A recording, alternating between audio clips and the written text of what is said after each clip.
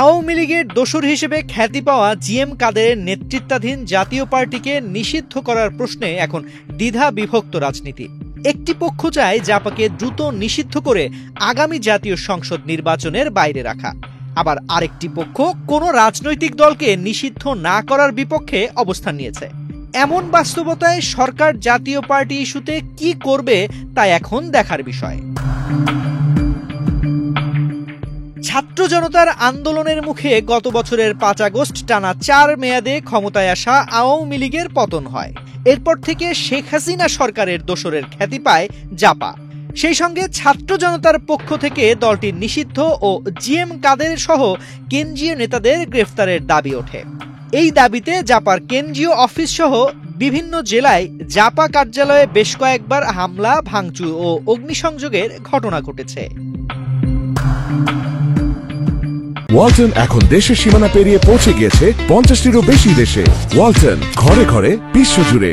জাতীয় পার্টি নিষিদ্ধ ইস্যুতে আগস্টে আবার উত্তপ্ত হয়ে ওঠে রাজনীতি। হঠাৎ করেই জাপা নিষিদ্ধে কর্মসূচির ডাক দেয় ভিপি নুরের দল গণ অধিকার পরিষদ।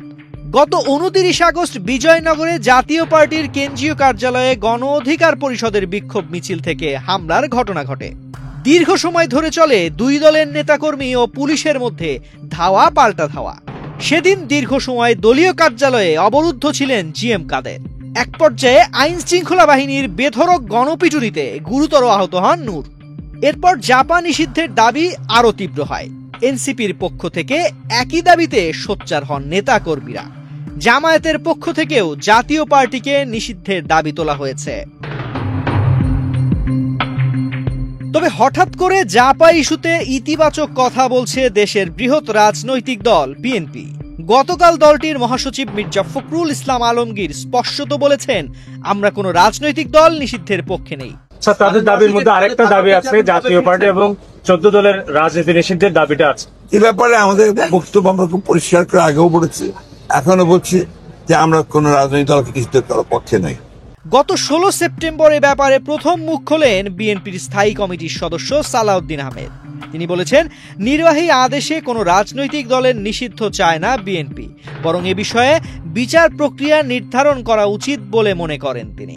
জাতীয় পার্টি ও 14 দল নিষিদ্ধের দাবির প্রসঙ্গে তিনি বলেন, নির্বাহী আদেশে রাজনৈতিক দল নিষিদ্ধ করার পরিণাম ভবিষ্যতে ভয়ঙ্কর চর্চায় রূপ নেবে।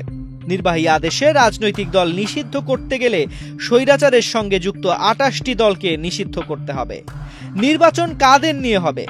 এটার উদ্দেশ্য এমন হতে পারে যে নিজেদের অতিরিক্ত সুবিধা নিতে আন্দোলনকারীরা আরো দলের নিষিদ্ধের দাবি জানাতে পারে। এতে জাতীয় ঐক্য বিনষ্ট হবে।